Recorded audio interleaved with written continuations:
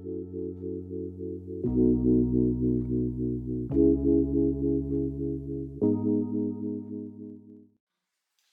suis Marlène et j'habite ici depuis 1 an maintenant. Je suis interprète animalier et comportementaliste. Alors j'ai pas fait beaucoup d'études, j'ai réussi à avoir mon bac littéraire option art plastique de manière très laborieuse. Ça a été très compliqué pour moi de faire des études, j'ai toujours eu du mal parce que je m'ennuie très vite dans les études et dans les formations. Et du coup, même après quand je suis allée à la fac de socio-psychologie, pareil, je me suis beaucoup ennuyée, le format faculté ne m'a pas du tout convenu, donc j'ai arrêté de faire des études et puis j'ai commencé à travailler en fait. Donc une de mes particularités, c'est que je n'ai pas de diplôme et je suis complètement autodidacte dans tout ce que je sais faire dans la vie, c'est-à-dire beaucoup de choses. Je suis douée en à peu près tout, par contre je suis seulement experte dans ma profession que j'ai créée, là, que j'occupe actuellement, qui est interprète animalier et comportementaliste. J'ai suivi une formation d'éducateur canin en 2021, que je me suis assez vite empressée d'effacer de ma mémoire parce que ça ne m'a pas plu du tout. Alors c'était une formation d'éducation bienveillante quand même, on était quand même là-dessus, mais ma vision de la relation animal-humain, elle va bien au-delà de ça en fait, depuis plusieurs années là. Donc c'est pour ça que j'ai créé cet intitulé de profession qui à l'époque n'existait pas encore, ou très peu. Le travail consiste à accompagner le binôme interprétant et en retranscrivant les informations invisibles que je perçois à la fois chez l'animal et chez l'humain. D'où l'intitulé de interprète animalier. Animalier en réalité c'est tout ce qui a une âme, donc ça concerne bien sûr les animaux, mais aussi les humains, les végétaux, les minéraux, les lieux, les objets, même toutes sortes de choses en fait. Là aujourd'hui on va parler seulement des animaux, mais voilà, ça concerne toutes ces choses-là, qui nous apportent des informations invisibles, donc à la fois émotionnelles et énergétiques pour ma part.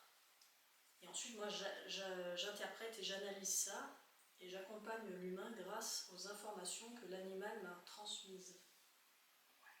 Et il n'y a pas de diplôme pour ça, ça n'existe pas. Il y a des stages, il y a des formations, mais ce n'est ni certifiant ni diplômant. Donc c'est aussi pour ça que même si j'avais voulu avoir des diplômes et faire des formations là-dedans, je n'aurais pas forcément eu accès à cela. C'est pour ça que c'est très particulier en fait. Il ne s'agit pas de faire de l'éducation ou du dressage. Moi je ne fais pas ça, je ne l'ai jamais fait parce que même quand je suis sortie de ma formation d'éducateur canin, je n'arrivais pas à faire ça tout simplement parce que je ne suis pas faite pour ça et ce n'est pas ce qui résonne avec mes compétences innées et profondes en fait. Moi j'interviens alors évidemment auprès du binôme animal-humain quand l'humain me contacte parce qu'il a il rencontre une problématique comportementale chez son animal ou une problématique relationnelle. Donc j'interviens à ce moment-là. Que j'aille chez des personnes ou que je travaille à distance, ce qui m'importe c'est de savoir ce que l'animal a à dire de la situation et ensuite à partir de ces informations que je retransmets évidemment à l'humain, j'accompagne l'humain vers une évolution consciente intérieure, vers un dépassement de soi, parfois un dépassement de traumatisme, une libération émotionnelle, en fait comme si j'accompagnais et j'aidais l'humain à nettoyer et à huiler ses rouages intérieurs pour qu'il puisse retrouver de l'harmonie à l'intérieur de lui-même et par extension de l'harmonie avec son animal. C'est ça l'idée en fait. Il n'y a pas à proprement parler d'éducation ni de dressage. Il peut y avoir des exercices pratiques à faire pour le binôme. C'est très rare, mais ça existe parfois. En tout cas, des deux, celui qui a le plus d'exercices à faire, souvent c'est l'humain. Ça peut être des exercices très basiques du style juste respirer, laisser émerger des émotions, pleurer et être en conscience et dans l'instant présent à chaque instant quand il est avec son animal en fait. Et par ces prises de conscience que nous susurre l'animal, l'humain évolue et dès lors que l'humain prend conscience et évolue, l'animal change automatiquement et instantanément de comportement. Et c'est ça moi c'est ça qui me fascine et qui me passionne. Alors ce que j'ai fait jusqu'à présent, comme j'avais pas de logement pendant quelques années, j'ai beaucoup travaillé à distance. Donc je pratique ce qu'on appelle la communication animale. Donc quand je fais ça, j'échange directement avec l'animal à partir d'une photo et de 2-3 informations dont j'ai besoin pour être sûr de me connecter sur le bon animal, au bon moment, la bonne énergie. Je retranscris tout l'échange que j'ai avec l'animal, question-réponse par écrit. Ensuite je fais une interprétation intuitive de ça, une analyse détaillée de ce qui a été reçu et je propose des conseils pratiques à mettre en place par la suite pour le binôme, pour évoluer. Il y a aussi un petit bonus, mais que je ne dévoile pas parce que c'est un bonus surprise. Mais voilà, j'ai beaucoup fait ça en fait, communication animale avec compte-rendu écrit et possibilité, si besoin, d'échanger, de prendre des séances de suivi pour échanger sur le compte-rendu et poser des questions plus détaillées, on va dire, à l'animal, pour avancer encore toujours plus. Mais maintenant que je suis installée, les gens peuvent venir évidemment chez moi. Alors il y a des animaux qu'il est plus délicat de déplacer, tout ce qui est félin, équidé, évidemment, le bétail, les volailles, voilà, là c'est plus délicat. Donc je peux bien sûr me déplacer au domicile des personnes, dans les fermes, intervenir sur place en présentiel. Ce que je préfère, c'est pas tant que je préfère, parce que j'aime beaucoup aussi le format de la communication animale qui va bien plus en profondeur dans les choses à faire émerger, à nettoyer, à épurer et à transcender, surtout à transformer, hein, vraiment dans cette démarche de résilience dans le binôme. Mais en présentiel, quand je suis à distance, en fait, j'ai pas le visuel, j'ai pas de retour direct. Il faut que la personne me donne des nouvelles pour que j'ai un retour. Tandis qu'en présentiel, je vois de mes yeux vus l'impact direct et immédiat dans la relation animal-humain. Donc évidemment, je préfère faire du présentiel. Il peut y avoir des frais de déplacement qui se rajoutent aux frais de séance, bien sûr. Je peux aussi proposer des stages d'initiation, d'observation, de pratique collectifs avec plusieurs personnes. Voilà, c'est ce que j'aimerais mettre en place là prochainement dans des centres équestres notamment. Le présentiel, j'aime beaucoup, ouais, c'est très puissant, très très puissant. Puis je suis vraiment au contact de l'animal et de l'humain. Ça rajoute cette dimension sociale. Quand je suis toute seule devant mon ordinateur pour faire la communication animale, certes ça va plus loin en termes de transcendance des choses, mais il y a moins ce côté socialisation forcément. Alors pour l'instant, j'ai environ 75% de retours très positifs, environ 20% de non-retour, on va dire, c'est-à-dire que même en relançant les personnes, je n'ai jamais eu de nouvelles, donc je ne sais pas si la séance a abouti à quelque chose de constructif ou non, etc.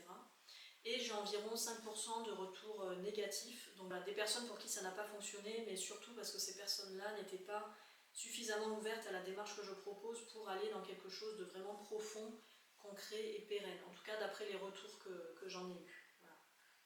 C'est important de souligner que c'est une démarche, une approche et un type d'accompagnement qui est vraiment ciblé pour des personnes, des humains en l'occurrence, qui ont vraiment envie d'évoluer grâce et avec les animaux qui partagent leur vie en fait. Ça c'est très important. Moi ça m'est arrivé par exemple de refuser des demandes d'accompagnement parce que je sentais que la personne était trop dans le contrôle, dans la volonté que l'animal obéisse à des ordres, que ce soit pertinent pour l'animal ou non.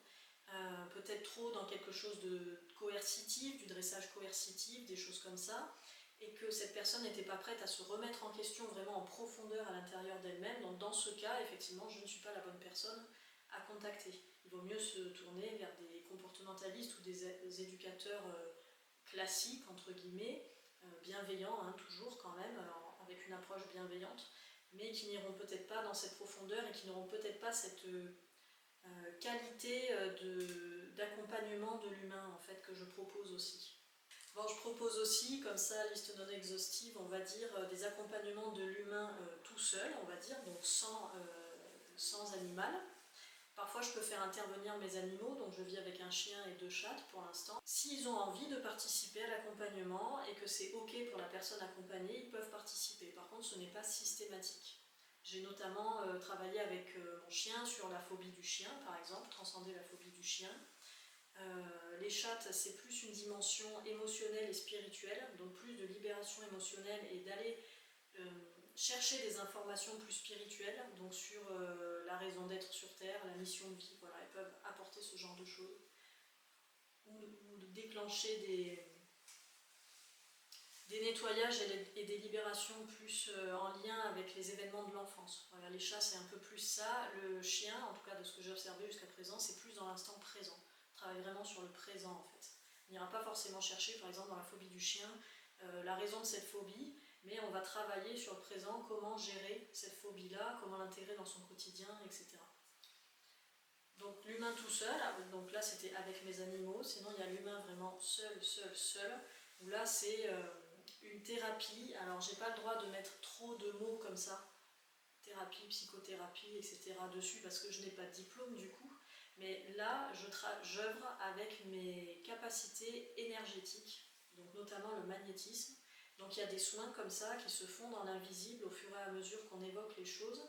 Et avec mes capacités et mes compétences de capter des informations invisibles, donc énergétiques et émotionnelles, je vais en fait poser des questions très ciblées, très précises et très pertinentes aux personnes afin qu'elles puissent déclencher une libération émotionnelle sur un sujet précis ou sur d'autres sujets, s'il n'y avait pas d'intention particulière lors de la séance, et qu'elles puissent par la suite, grâce aux exercices que je vais proposer, des exercices concrets du coup, à faire dès la fin de la séance, remplir ce vide laissé par la libération émotionnelle par quelque chose de concret et de constructif, et surtout de positif et de lumineux, pour avancer dans la vie présente, et du coup façonner un futur à l'image de ce que souhaite la personne. Je propose aussi des accompagnements de médiation familiale, donc ça peut être ce qui est couramment appelé des thérapies de couple ou des thérapies parents-enfants par exemple, quel que soit l'âge des générations concernées. Encore une fois, je ne peux pas mettre le mot thérapie, du coup je n'ai pas le droit de faire ça, mais de la même manière que ce que je fais dans le binôme animal-humain, en fait, je me pose en médiatrice et en interprète entre les ressentis profonds de l'un et les ressentis profonds de l'autre. Je me positionne ici pour interpréter les émotions, interpréter les énergies et les ressentis, et rétablir un dialogue constructif entre les deux parties ou entre les plusieurs parties, ça dépend si c'est une famille complète, voilà. Ça c'est pareil, ça œuvre aussi beaucoup au niveau énergétique, donc il y a beaucoup de choses qui se font dans l'invisible, vraiment énergie, émotion, c'est vraiment le principal. Ce ne sont pas des thérapies psychologiques que je propose, ce sont des thérapies vraiment de libération émotionnelle et de réenclenchement d'une communication bienveillante et constructive entre les différents personnages, les différents accompagnés, pour pouvoir avancer dans le présent et construire un futur adéquat et adapté aux intentions et à la volonté de chacun. Ensuite, sur une dimension un peu plus spirituelle, je propose des accompagnements à la fin de vie. Donc je peux accompagner les personnes qui sont vraiment à la fin de vie, quel que soit l'âge pour le coup, et quelle que soit la raison de l'approche de la fin, afin d'apaiser cette personne, afin d'installer déjà un terrain favorable pour le deuil de la famille, en fait, de ceux qui restent, de la famille, des proches, des amis, des collègues. Voilà, donc ça c'est un accompagnement très global qui doit se faire, en tout cas avec bien sûr la personne accompagnée, si elle est en mesure de prendre des décisions, c'est elle qui doit émettre le souhait de se faire accompagner sur ce volet-là. Et bien sûr derrière, il faut que la famille et l'entourage très proche, en tout cas, soient d'accord et valident la démarche. Parce que là c'est vraiment une démarche d'accompagner l'humain et son âme du coup, à s'en aller de la manière la plus agréable et sereine possible, afin que le deuil des restants se fasse de manière sereine et agréable et confortable surtout, et de la manière la plus courte qui soit, pour qu'ils puissent continuer leur vie, et que chacun puisse continuer leur vie, tout comme l'âme du défunt, une fois qu'elle sera partie de l'autre côté. Je crois en la vie.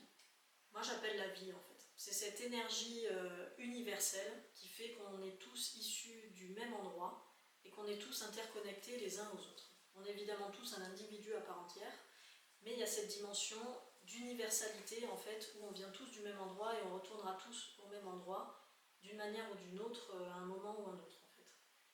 Ma croyance, si on peut dire, c'est ça quoi. Je crois en la vie et en ses bienfaits, je crois au fait qu'on n'est jamais seul, qu'on est toujours accompagné, je crois au fait qu'il y a des mondes invisibles qui sont là, il y a beaucoup de choses. Il y a des défunts, c'est une chose, mais il y a d'autres êtres aussi, il y a d'autres dimensions au quotidien, auprès de nous, en permanence. Il ne faut pas avoir peur de ça, ce sont des choses qui existent, c'est juste qu'il y a des manières de voir et de percevoir cela qui sont différentes des 5 sens qu'on a l'habitude en tant qu'humain d'utiliser au quotidien en fait. Donc mes croyances, elles sont basées là-dessus. Après, j'ai pas une religion spécifique, d'ailleurs j'étais athée pendant très longtemps, je ne croyais pas du tout en Dieu, etc.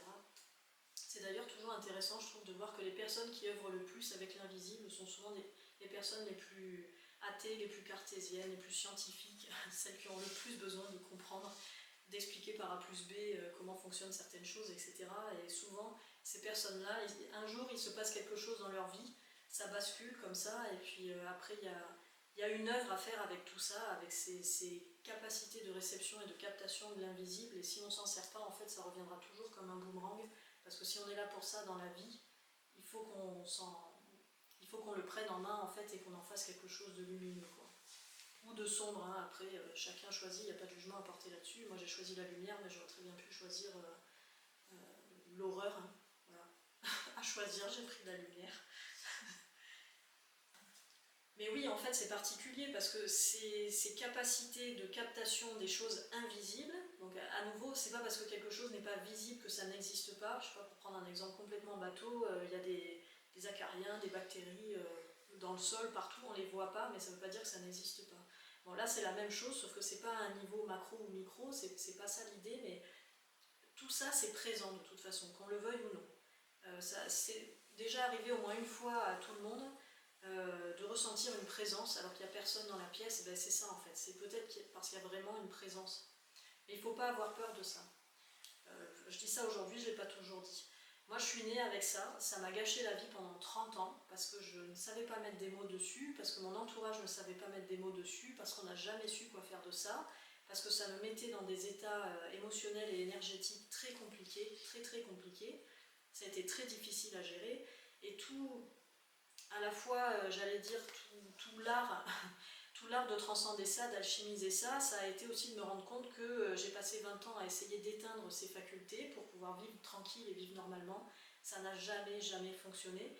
Et dès lors que j'ai commencé à en faire quelque chose de lumineux, c'était en 2019, même si au début c'était un peu brouillon parce que je maîtrisais rien et qu'il fallait que, évidemment, que je fasse un travail sur moi hyper profond pour pouvoir atteindre un degré de pertinence dans tout ça. Ma vie est devenue beaucoup plus lucide, beaucoup plus simple, beaucoup plus agréable en fait. Parce qu'il y a cette conscience, il y a eu ce travail de conscience et surtout parce qu'il y a ce travail d'utilisation de ces capacités et de ces aptitudes qui, même si elles ont été un handicap pendant très longtemps, peuvent devenir des outils de travail qui sont énormes et les possibilités sont illimitées. Parce que là, encore une fois, la liste de ce que je propose, elle est non exhaustive parce qu'avec ça, avec ces capacités, que j'appelle parfois aussi médiumnité, ça parlera peut-être davantage à certains, on peut faire énormément de choses, énormément de choses. C'est infini, franchement c'est infini. Et ça, c'est ni une tare, ni un danger, ni quelque chose de farfelu, puisque finalement on est de plus en plus nombreux à éveiller ce genre de capacité. Il y en a qui l'ont toujours eu depuis leur naissance, il y en a ça va se réveiller après des chocs, après des traumas, après des périodes de vie particulières, après le décès d'un proche, etc. Mais on a tous ça, c'est inné en fait. Après on a des manières de le ressentir et de l'utiliser qui sont différentes. Mais ça c'est propre à chacun et on sera peut-être davantage missionné, entre guillemets, pour utiliser ça dans la vie plutôt que pour faire autre chose, quoi. Alors moi je pense effectivement qu'il y a une force supérieure qui nous guide, sauf que cette force supérieure elle est ici, là, elle est ici même, elle est en chacun de nous en fait. L'humain, l'animal, tout ce qui est vivant a un pouvoir illimité de création dans la matière. Ça c'est vraiment quelque chose, on peut dire aussi un pouvoir de manifestation, le pouvoir de l'intention, des choses comme ça, parce que finalement, en tant qu'humain, on a toujours le choix pour sa vie et surtout on a toujours un libre arbitre. Peut-être qu'effectivement on s'est incarné sur Terre pour vivre telle ou telle expérience, telle ou telle chose, il n'en demeure pas moins qu'on reste en tant qu'humain, en tant qu'individu, en tant que soi-même, le seul décisionnaire de ce qu'on veut faire dans notre vie en fait. Donc oui, il y a une force supérieure, une force qui est très présente comme ça, mais nous sommes les seuls à pouvoir les utiliser, à pouvoir l'utiliser, on va dire, et à pouvoir la faire rayonner dans le monde. De la même manière, on est les seuls à avoir la capacité de l'éteindre aussi. C'est un peu, cette force supérieure, pour moi, c'est un peu la petite flamme, comme on dit, c'est la présence de l'âme dans le cœur, dans le corps. Pour moi, c'est ça qui guide un peu l'humain vers le chemin lumineux, quoi, voilà. Et cette force supérieure que certains peuvent appeler Dieu, il y en a qui appellent la source, il y en a qui appellent la création, je ne sais pas comment on peut l'appeler d'autres, mais peu importe comment on l'appelle finalement, les noms qu'on peut y donner, ils vont avec nos croyances qu'on a dessus. Oui, il y a ça qui existe, mais ça on le porte tous en nous en fait. C'est comme si on était tous reliés, comme une toile d'araignée en fait. Au centre il y a ça, la source, Dieu, on l'appelle comme on veut. Et après il y a des fils qui partent et nous on est tous au bout d'un fil. et puis on se rejoint tous aussi comme ça avec des fils, et ça fait une toile comme une toile d'araignée. On est tous reliés, on vient tous du même endroit, et on repartira tous là-bas, pour ensuite repartir, et ainsi de suite en fait. Mais en tout cas, dans ma croyance, il n'y a pas, effectivement, oui, Dieu, un vieux monsieur, déjà pourquoi monsieur, qui va nous punir et nous donner des cadeaux. Pour moi, ça ne fonctionne pas comme ça. Je suis Marlène, je suis avec cette toute-puissance lumineuse, comme chacun d'entre vous qui regardez cette vidéo avait ça en fait. C'est maintenant comment je décide de l'activer et qu'est-ce que je décide de faire avec cette puissance, qui est vraiment une puissance énorme. Hein. Tout le monde n'est pas capable de canaliser ça. Une fois que ça s'active, des fois, c'est waouh, qu'est-ce qui m'arrive, qu'est-ce qui se passe, ça fait des fois beaucoup d'énergie dans un tout petit corps. Hein. L'humain, c'est minuscule hein, par rapport à la quantité de puissance que la lumière peut apporter à l'intérieur du corps. Donc c'est aussi la capacité de canaliser ça et de le diriger en fonction de ce qu'on a envie de vivre dans sa vie et de ce qu'on veut concrétiser et matérialiser dans la matière. Parce qu'il s'agit bien de vivre ici et maintenant sur Terre dans la matière. C'est-à-dire que si on se base, admettons, sur Dieu, si on prend les croyances populaires, on va dire, si on donne tout pouvoir à Dieu, ça veut dire que nous, on n'a plus aucun pouvoir. Donc ça donne un aspect... après, on peut tomber dans la victimisation, dans la chance, à l'inverse. Ma vie, elle est nulle, pourquoi celle du voisin, elle est mieux? Ou à l'inverse, mais j'ai de la chance, parce que Dieu me soutient, parce que j'ai tout ce que je veux. Non, c'est pas comme ça que ça marche, en fait. C'est une philosophie de vie, c'est une intériorité, parce que si quelqu'un pense que Dieu le punit sans cesse, ça alimente cette croyance qu'on n'a pas le droit au bonheur, qu'on n'a pas le droit à avoir une vie agréable, etc. Tandis que si on reprend ce pouvoir à l'intérieur de soi, en ayant conscience qu'effectivement il existe quelque chose de supérieur et de tout puissant quelque part dans le cosmos, moi je suis incapable de mettre des mots là-dessus, hein, parce que ça nous dépasse, ça dépasse le cerveau humain en fait d'expliquer tout ça. C'est pour ça qu'on a marqué Dieu et ci et ça, mais en réalité ce n'est pas explicable. Le mental humain n'est pas capable d'expliquer l'inexplicable, en tout cas pas sur ce sujet-là. Mais du coup, si on reprend ce pouvoir-là, c'est énorme tout ce qu'on est capable de faire dans sa vie en fait. Reprendre ce pouvoir intérieur, en fait, c'est reconnaître que je suis l'unique responsable de ma vie et des conséquences que mes choix ont sur Terre et sur les autres, sur moi, sur les autres, sur Terre, sur le monde en général. Dire que c'est Dieu, c'est se dédouaner de choses que je choisis en réalité. Vous voyez le truc, quoi. C'est ça l'histoire. Tout porter sur Dieu, la source ou que sais-je, hein, ça peut être n'importe quoi. Les guides, sur ceux qui regardent cette chaîne, c'est les guides par exemple, c'est vraiment se dédouaner d'une responsabilité et d'un pouvoir en fait qu'on a déjà à l'intérieur de nous.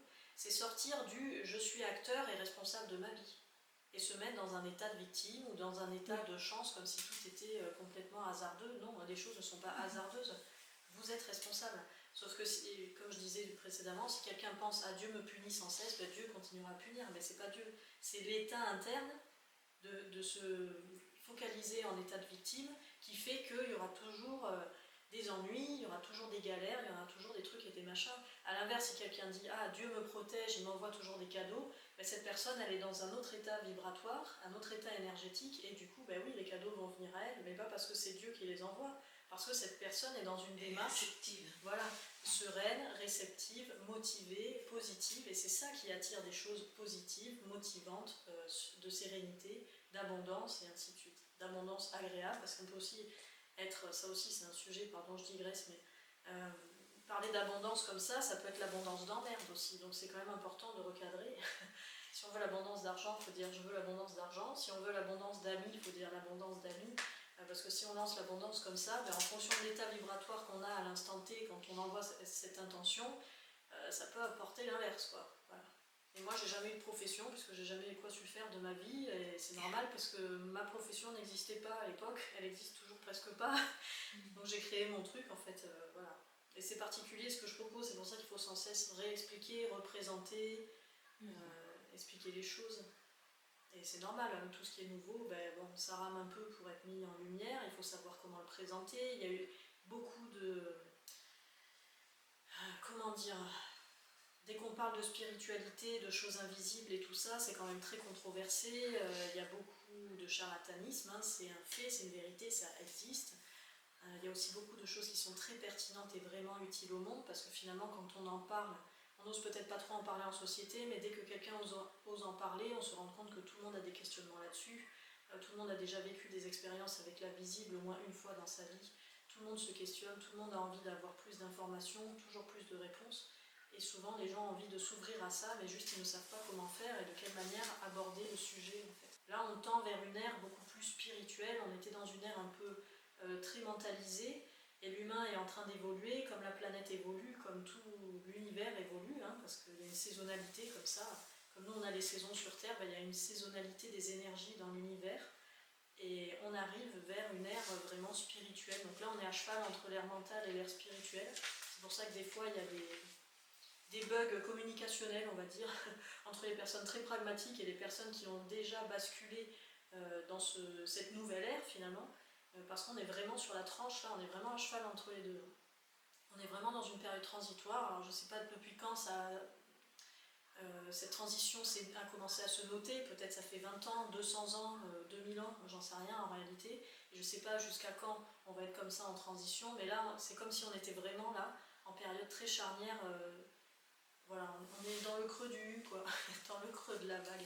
C'est pour ça que ça peut être inconfortable pour plusieurs personnes et qu'il est bien qu'on sorte un peu de notre grotte, là, ceux qui ont la conscience de tout ça, et juste accompagner les gens pour leur dire tout va bien, en fait. Ça peut être très perturbant, mais tout va bien. Il faut s'ouvrir sur des nouvelles manières d'être, des nouvelles manières de faire, des nouvelles manières de penser. La place des animaux, leur rôle auprès des humains. Voilà, toutes ces choses, c'est normal, en fait. Les animaux évoluent comme l'humain a évolué. Je veux dire, entre l'humain Cro-Magnon et l'humain d'aujourd'hui, il s'est passé des choses. C'est la même chose pour les animaux, c'est la même chose pour les végétaux, pour les minéraux, c'est la même chose pour tout le monde. Et ça ne cessera d'évoluer, puisque de toute façon, le grand cycle de la vie, c'est ça. L'idée, c'est de donner des conférences. Moi, qui m'invite, je viens, hein, pour parler de tout. Puis là, on parle de sujets un peu spirituels, parce qu'on est parti sur l'approche de la relation animal-humain que je propose, donc ça englobe forcément ça. Mais je peux parler de sujets beaucoup plus sociétaux.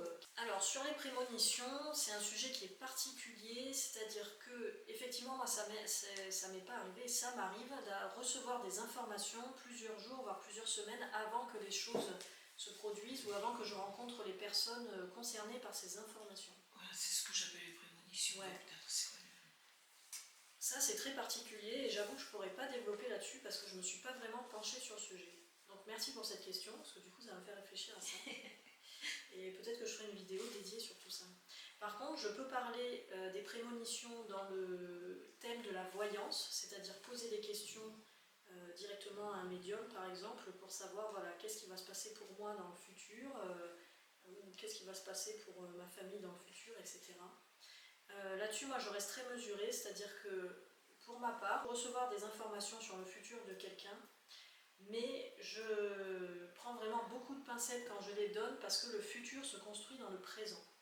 Et comme on le disait tout à l'heure, la première personne qui est actrice de sa vie, c'est elle, c'est soi en fait. Donc peut-être je vais dire, j'ai eu récemment une dame qui me demandait pour son travail, est-ce qu'elle va signer un contrat de travail dans le mois? Je lui ai dit, la vraie réponse à ça, c'est je ne sais pas. Pourquoi? Parce que même si je vous vois en train de travailler dans 3 semaines, ça dépendra de ce que vous mettez en place dans le présent, aujourd'hui, demain, etc. Voilà, ce que vous mettez en place comme action et ce que vous faites comme choix pour atteindre cet objectif. Donc ça, c'est la notion de libre arbitre là qui rentre en jeu.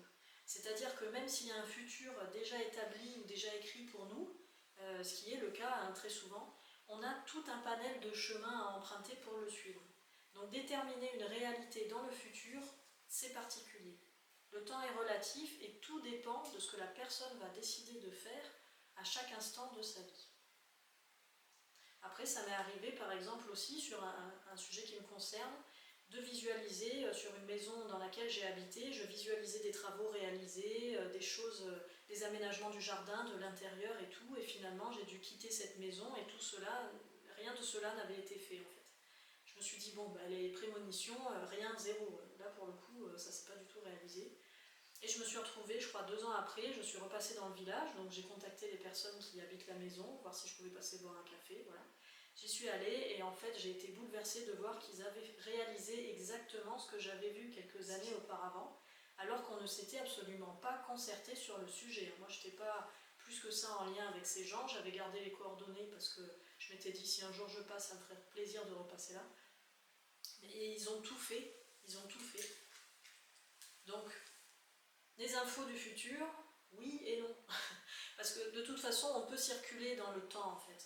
C'est-à-dire que ça, c'est ce qui s'appelle les voyages astraux, les sorties hors du corps, les choses comme ça. Alors c'est encore un autre thème, mais pour faire juste une parenthèse là-dessus, quand on maîtrise tout ça, on peut très bien aller se balader dans le futur comme aller se balader dans le passé pour aller chercher des informations qui peuvent nous être utiles dans le présent. Parce que l'idée, c'est toujours qu'on aille d'un côté ou de l'autre, ramener ces informations dans le présent, dans la vie présente, dans la matière. Parce que c'est à ça que ça aide en fait, c'est à ça que ça existe. C'est pour ça que ça existe, ces capacités. C'est pour créer des choses dans la matière. Si c'est pour partir, se balader dans passé, futur et d'être sans arrêt flying comme ça, je ne suis pas ancré, je ne reviens pas, je ne fais rien dans la matière avec ça, ça c'est pas bon. Parce que du coup on est désincarné et c'est là qu'on peut avoir des problèmes de santé, des problèmes psychiques, des problèmes d'orientation dans la vie. On peut ramer, hein, c'est-à-dire ne jamais réussir à concrétiser quoi que ce soit, parce que peut-être on s'est resté perdu dans le passé ou dans un futur qui n'existe pas encore, et qui du coup ne risque pas d'exister, puisqu'on n'est pas dans notre présent en train de construire notre avenir. Vous voyez, cette notion, retour vers le futur, hein, très clairement, ce film illustre bien ça, tout dépend du présent en fait, c'est ça qui détermine l'avenir. Voilà. Il peut y avoir autant d'avenirs différents, mais c'est dépendant en fait de ce qu'on réalise dans le présent.